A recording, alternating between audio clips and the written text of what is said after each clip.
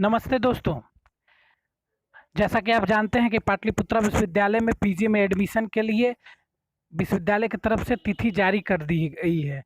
अब आपको बताते चलते हैं दोस्तों कि बहुत सारे छात्र छात्राओं का मैसेज कॉल वगैरह आ रहा था कि आखिर पाटलिपुत्रा विश्वविद्यालय में नामांकन के लिए ऑनलाइन करने में क्या क्या दस्तावेज लगेंगे। चूँकि कल ही मैंने वीडियो में बताया था कि पीजी में नामांकन के लिए खास करके एमए, एमएससी, एमकॉम में दिशा निर्देश जारी कर दी गई है नामांकन के लिए। ये भी बताया था कि पीजी में नामांकन के लिए 26 अगस्त से 8 सितंबर तक नामांकन लिया जाएगा। उसी के आधार पर आपका फर्स्ट मेरिट लिस्ट 10 तारीख को जारी होगा, सेकंड मेरिट लिस्ट 15 को, थर्ड मेरिट लिस्ट 20 को एवं वर्ग संचालन 23 सितंबर को। तो इसी को मद्देनज़र रखते हुए जो छात्र छात्राओं के मन में संशय है, तो उस पर मैंने एक ये न्यूज़ एकत्रित किया है और क्या-क्या दस्तावेज़ आपको लगेंगे ये ऑनलाइन करने में, वो मैं आपको विस्तार से बता रहा हूँ। आप लोग ध्यान से सुनिएगा, ठीक है? तो आपको ये बताते चले कि पाटलिपुत्रा विश्वविद्यालय में जैसे ही चूँकि आज 26 अगस्त है, तो आज से पोर्टल खोल दिया गया है, तो आप लोग ऑनलाइन कर सकते हैं। तो इसमें जो सबसे पहले है कि आप सब अपने दस्तावेज़ों को स्कैन करेंगे। कौन-कौन दस्तावेज़ स्कैन होंगे और उसको स्कैन करके ऑनलाइन डालना है, वो बता दें। अब दोस्तों जैसे देखिए ऊपर मैंने लिखा भी है कि पीजी रेगुलर में नामांकन हेतु इन दस्तावेजों को रखना होगा।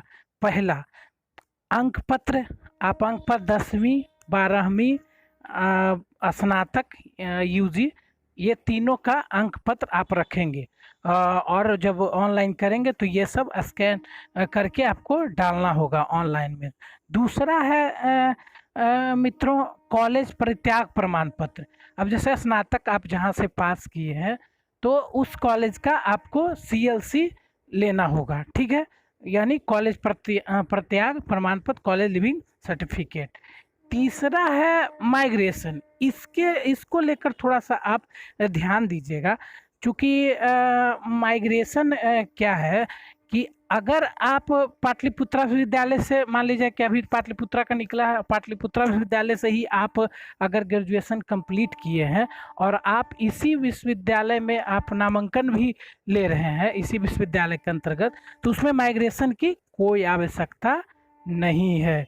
तो आप माइग्रेशन को लेकर अगर चिंतित हैं, तो आप टेंशन ना लें। ये माइग्रेशन सिर्फ अन्य विश्वविद्यालय के लिए अन्य विवि से जो पास किए हैं, विश्वविद्यालय से जो स्नातक पास किए हैं, उनको लाना होगा, ठीक है? तो एक बार पुनः फिर बता दूं कि अगर स्नातक आपने पाटलिपुत्रा यूनिवर्सिटी से ही किया है, तो आपको माइग्रेशन की ज़रूरत नहीं पड़ेगी। बस सीएलसी और विभिन्न दस्तावेजों को आपको ले जाकर सिर्फ डॉक्यूमेंट वेरिफिकेशन करवा लेना होगा। चौथा है दोस्तों, जाति प्रमाण पत्र। अगर जो एससी, एसटी, बीसी1 और ईडब्ल्यूएस का अगर वो फिल करें, जैसा कि बताया कि आप 5 कॉलेज का नाम चुने, ठीक है? अब जो आपने मान लीजिए कि फर्स्ट में चुना था क्या, चलिए ठीक है, नालंदा कॉलेज चुने थे और आपका जो मेरिट लिस्ट आया वो आ गया आपका मान लिया जाए कि पटेल कॉलेज में, ठीक है? तो आप क्या करते हैं, अगर आपको मन नहीं है कि हम वहाँ पटेल कॉलेज में नहीं ले, तो उसको आप उसको उस मेरिट लिस्ट में जो फर्स्ट मेरिट लिस्ट में आया है, आप वहाँ नहीं भी ले सकते हैं और वो फिर जब दूसरा मेरिट लिस्ट निकलेगा तो उसमें स्वतः आपका दूसरे जगह स्लाइड अप कर दिया जाएगा।